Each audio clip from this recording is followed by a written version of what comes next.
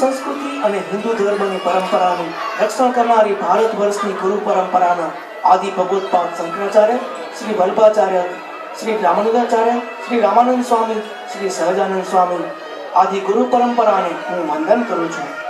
આધ્યાત્મિક જીવનમાં ઈશ્વરની પ્રાપ્તિ માટે મુમુક્ષુના જીવનમાં શું હોવું જરૂરી છે? શાસ્ત્રોનું અધ્યયન, સત્પુરુષનો સંગ, આત્મદર્શન, પુરુષ પ્રયત્ન કે પછી ગુરુનો રાજીપો? તો દર્શક મિત્રો, ચાલો નિહાળીએ આ બધા પ્રશ્નોના જવાબ આપતું સુંદર મજાનું રૂપક.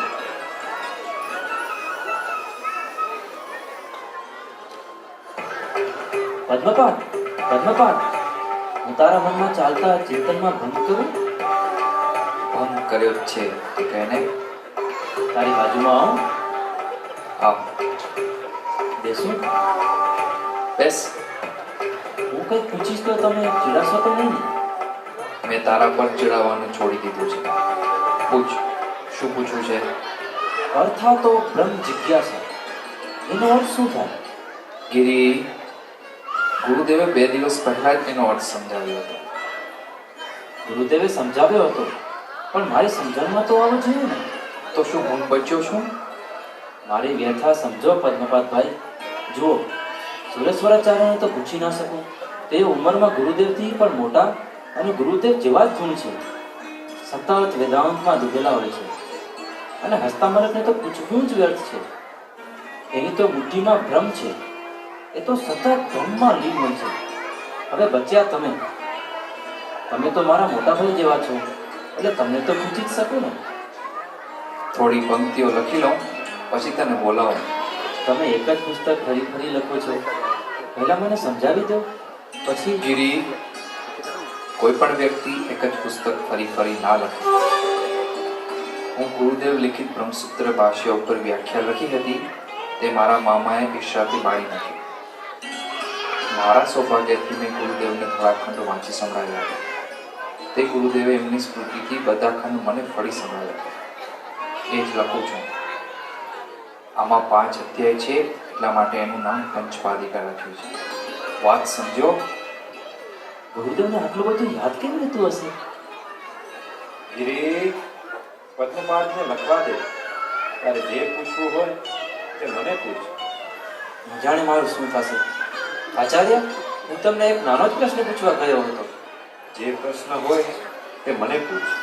તે વ્યસ્ત છે, માટે તેને ના સતાવ. પૂછ, શું પૂછવું છે? અર્થાતો બ્રહ્મ જિજ્ઞાસા, એનો અર્થ શું થાય? ગુરુદેવ આવ્યા લાગે છે, મને જવું જોઈએ.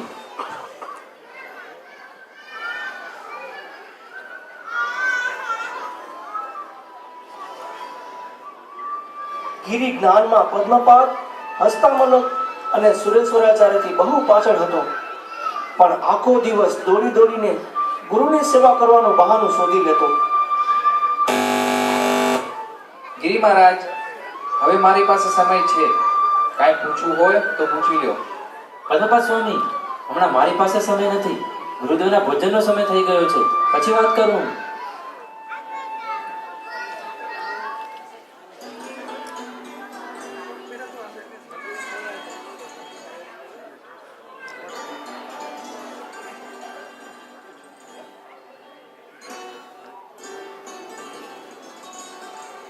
પ્રણામ ગુરુદેવ.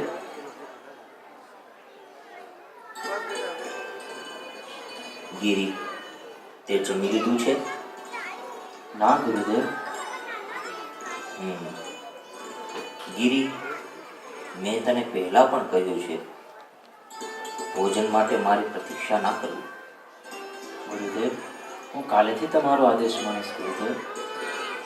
ગિરી, તે કાલે પણ એ જ કહ્યું હતું. જી ગુરુદેવ. ક્ષમા ગુરુદેવ, પણ હું શું કરું? હું તમારાથી પહેલા ભોજન કઈ રીતે લઈ શકું? ગિરી, હું હંમેશા તારી સાથે નથી રહેવા. જી ગુરુદેવ. ત્યારે શું કરીશ? તમે હંમેશા મારી સાથે રહેજો ગુરુદેવ.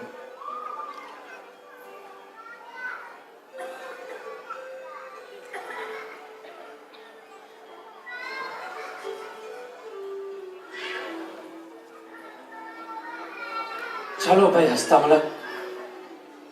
ગુરુદેવ થોડી વાર વિશ્રામ કરવા ગયા છે. હવે હું બોલતો રહીશ, તું સાંભળતો રહેજે. હવે તું જ છે જેને હું મારા મનની વાત કરી શકું. ગુરુદેવની આજ્ઞાથી સુરેશ્વર આચાર્ય કાંઈ ને કાંઈ ભાષ્ય લખતા હોય છે, ને હવે પદ્મપાદ પણ જ્ઞાનની પરંપરાને આગળ વધારે છે. પણ તને ગુરુદેવે કાંઈ નથી કહ્યું, કારણ કે ગુરુદેવ માને છે કે તને આમને આમ જ છોડી દેવો જોઈએ, કેમ કે તું તો બ્રહ્મલીન છો. હવે બચ્યો હું, મને કઈ આવડતું જ નથી તો હું શું લખું? ગુરુદેવના જ્ઞાનની પરંપરાને કેમ આગળ વધારીશ? છું મૂર્ખ નહીં? હસ્તામલક, મેં સાંભળ્યું છે કે નાનપણમાં તું પણ મૂર્ખ હતો, મતલબ કે મહામૂર્ખ જેવો દેખાતો, ના રમતો, ના વાંચતો, ના લખતો, ના ગુસ્સો કરતો, અને એક દિવસ તારા પિતાશ્રી નિરાશ થઈ તને ગુરુદેવની પાસે લાવ્યા, જાણવા કે તારું કંઈ થશે કે નહીં. ને ગુરુદેવે તને જોઈને જ નક્કી કરી લીધું કે આ મૂર્ખ હકીકતમાં મૂર્ખ નથી. અને ગુરુદેવે તને પૂછ્યું કે તું કોણ છે, તે દેવવાણીમાં કહી દીધું કે હું સચ્ચિત આનંદ સ્વરૂપ આત્મા છું. અને તે ગુરુદેવને આત્માનું સત્ય શું સમજાવ્યું, જાણે તે સત્ય તારી મુઠ્ઠીમાં હોય. અને ગુરુદેવે તને એમનો શિષ્ય બનાવ્યો. હસ્તામલક, તું વિચારતો હોઈશ કે હું તારી જ વાર્તા તને જ કેમ સંભળાવી રહ્યો છું? એટલા માટે કે આ વાર્તા જ મારી છેલ્લી ઉમ્મીદ છે. જો આ વાત સાચી છે તો બસ એકવાર હસી બતા, તો મને વિશ્વાસ થશે કે મહામૂર્ખ પણ ક્યારેક મહાજ્ઞાની બની શકે છે. શું આ વાત સાચી છે? શું આ વાત ખોટી છે? સાચી કે ખોટી બંને નહીં? ગિરી, ગિરી, આવ્યો આચાર્ય. જી આચાર્ય. શું કરી રહ્યો હતો? આચાર્ય, હું હસ્તામલકને પૂછવા ગયો હતો કે શું પૂછવા ગયો હતો? હું પૂછતો હતો કે જ્યારે સત્ય એમની મુઠ્ઠીમાં છે તો તેઓ ગુરુદેવની કક્ષામાં શું કામ બેસે છે? શું ઉત્તર આપ્યો હસ્તામલકે? તે તો તેમની ઈચ્છા હોય ત્યારે જ બોલે છે, પણ તમે તો મને અત્યારે જ કહી શકો છો. જો એમને હેરાન ના કર્યા કર, એમને એકાંતમાં જ રહેવા દે. આચાર્ય, હું એમને હેરાન ક્યાં કરું છું? તેઓ ગુરુદેવની કક્ષામાં એટલા માટે આવે છે કે તેઓ ગુરુદેવની વાણી સાંભળીને પોતાના અનુભવનો અહેસાસ કરી શકે. આચાર્ય, સાચું સાચું કહ્યું. મારું કાંઈ થઈ શકે છે? ગિરી, ગુરુની કૃપા હોય તો કાંઈ પણ થઈ શકે છે. ના જાણે ગુરુદેવ મારા ઉપર કૃપા કરશે કે નહીં, પણ તમે મને શા માટે બોલાવ્યો હતો? તારી પાસેથી થોડી સાઈ મળશે. મારી બધી સહાય લઈ લે, પણ મને થોડું શીખવાડી દે.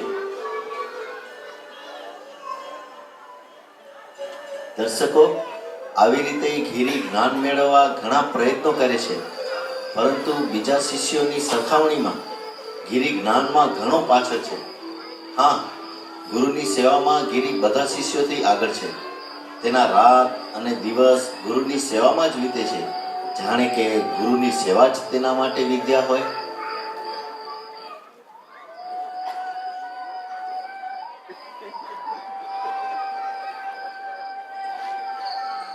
ગિરી કેટલી વાર કહ્યું છે, મારા પગ ન દબાવ્યા કર.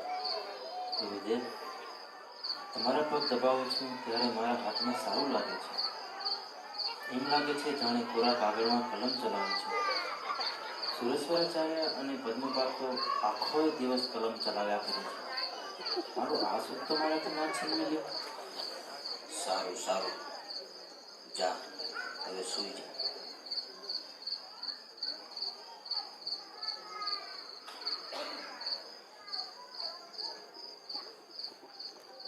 પદ્મપાદ, શું છે ગિરી?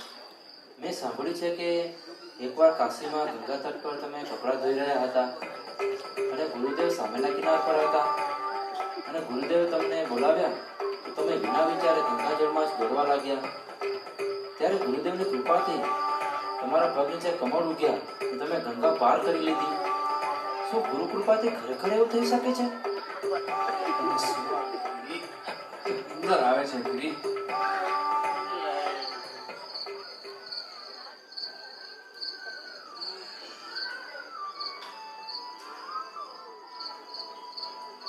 આચાર્ય, મને નિંદર નથી આવતી. ઈષ્ટદેવનું નામ જપતો રહે, નીંદર આવી જશે. આપની પરાજયની વાર્તા સંભળાવો ને. એક જ વાર્તા કેટલી વાર સાંભળીશ? સુઈ જા. દરેક માં એમના સંતાનને એક જ વાર્તા વારંવાર સંભળાવે છે ને. ગુરુદેવના વિજયની વાર્તા સાંભળીને મનમાં શાંતિ અનુભવાય છે. સંભળાવો ને. ક્યાંથી? શ્રી મંડન મિશ્રથી. સારું, તો સાંભળ. વાત તે દિવસની છે. સંન્યાસ લીધા પહેલા હું મંડન મિશ્ર તરીકે પ્રસિદ્ધ હતો. તેમાં એક દિવસ ભગવત્પાદ શંકરાચાર્ય તેમના શિષ્યની સાથે મહેશમતીપુરમાં મારે ઘેર આવ્યા. તે દિવસે ઘરમાં શ્રાદ્ધનું ભોજનનું આયોજન હતું.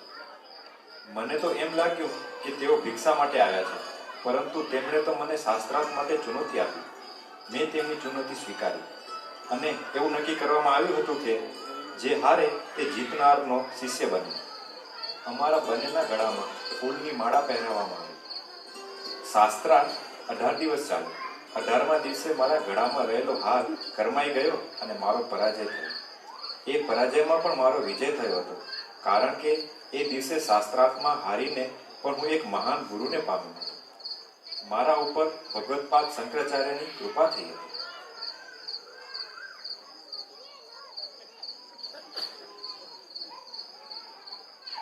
મહર્ષિ વશિષ્ઠના શિષ્ય મહર્ષિ શ્રી શક્તિના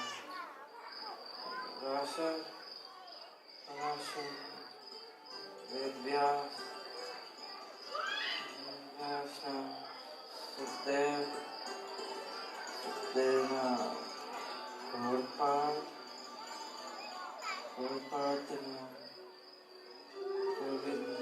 ભગવત્પાદ. શું છે ગિરી? સુવા દે ને. લાગે છે ગુરુદેવ મને બોલાવી રહ્યા હતા. કોઈ તને નથી બોલાવતું. ના સુઈ જા. ના, મારે ગુરુદેવના ઓરડાની પાસે સૂવું જોઈએ. નક્કી ને ક્યારે મને બોલાવે.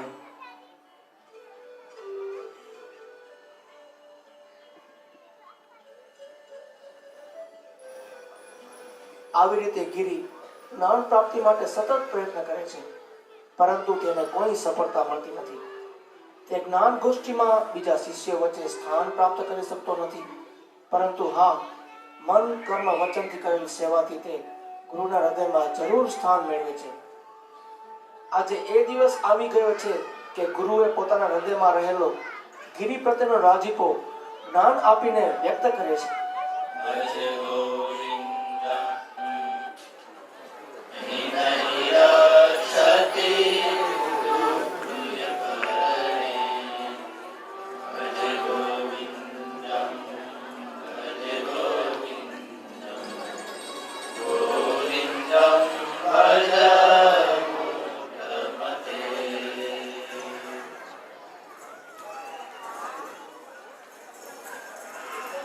પદ્મપાદ, ગિરી કેમ નથી દેખાતો?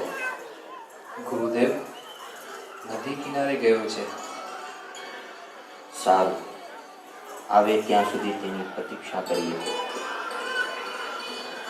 હું ભગવત્પાદના જ્ઞાનની પરંપરાને કેવી રીતે આગળ વધારી શકીશ? કેવી રીતે ગુરુનું ઋણ ઉતારી શકીશ? ગુરુદેવ, મને બુદ્ધિ આપો, બુદ્ધિ આપો ગુરુદેવ. ગુરુદેવ, આપણે શા માટે ગિરીની રાહ જોઈ રહ્યા છીએ? તેનાથી કાંઈ નહીં થાય. ગિરીને ભણાવવું તો એવું છે કે જાણે કોઈ દિવાલને ભણાવવું. ગિરી અને દિવાલમાં કાંઈ ફરક નથી. પદ્મપાદ, આપણે ગિરીની રાહ જોઈશું. ગિરી યો, બુદ્ધિ યો. ગિરી યો, જ્ઞાન યો. આચાર્ય,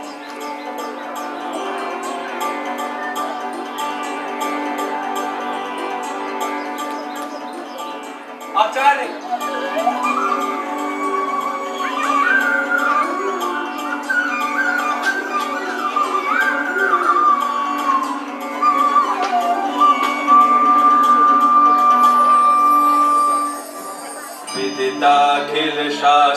सुधा जलधे महितोपनिषत् कथितार्थनिधे हृदये कलये विमलं चरणं भव शङ्कर देशिक मे शरणं करुणावरुणालय पालय मां भवसागर दुःखविदूत हृदं रचयाखिल दर्शन तत्त्वविदं भव शङ्कर देशिक मे शरणम्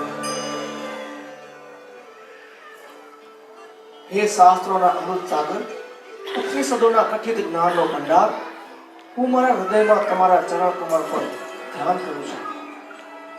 હે આચાર્ય શંકર, મને તમારી શરણમાં લો. અને તે જ ક્ષણે ગિરિએ જે છંદને અઘરો માનવામાં આવે છે તે ટોટક છંદમાં પોતાના ગુરુની ચરણ વંદનામાં 8 પદોની રચના કરી. પણ આ કેવી રીતે થયું સૂત્રધાર? નટ, ગુરુ કૃપા ફક્ત તેની ઉપર નથી થતી જે મહાજ્ઞાની છે, પરંતુ તેની ઉપર પણ થાય છે જે નિર્મળ મનથી ગુરુની સેવા કરે છે. પદ્મપાદના કટુવચન સાંભળવાથી દુઃખી થઈ શંકરાચાર્ય પોતાના જ્ઞાનનો અલૌકિક અંશ ગિરિને આપ્યો અને તે દિવસથી ગિરિ ટોટકાચાર્યના નામથી ઓળખાવા લાગ્યો, કેમ કે તેમણે પોતાની પહેલી રચના ટોટક છંદમાં કરી હતી. આવો ટોટકાચાર્ય, આવો.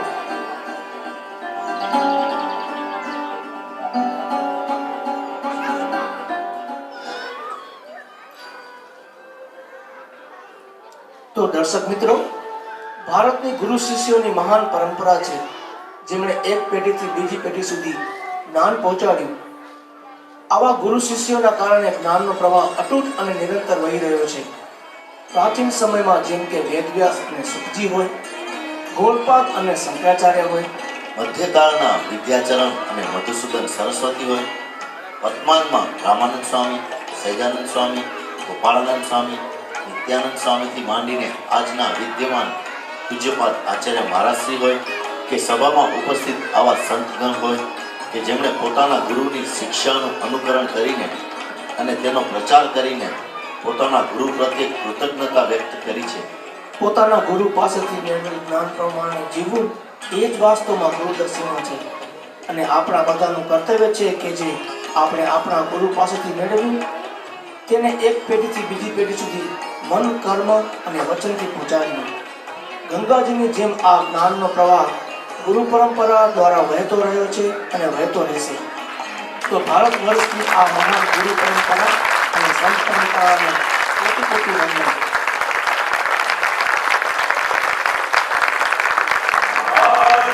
ज्ञान कालो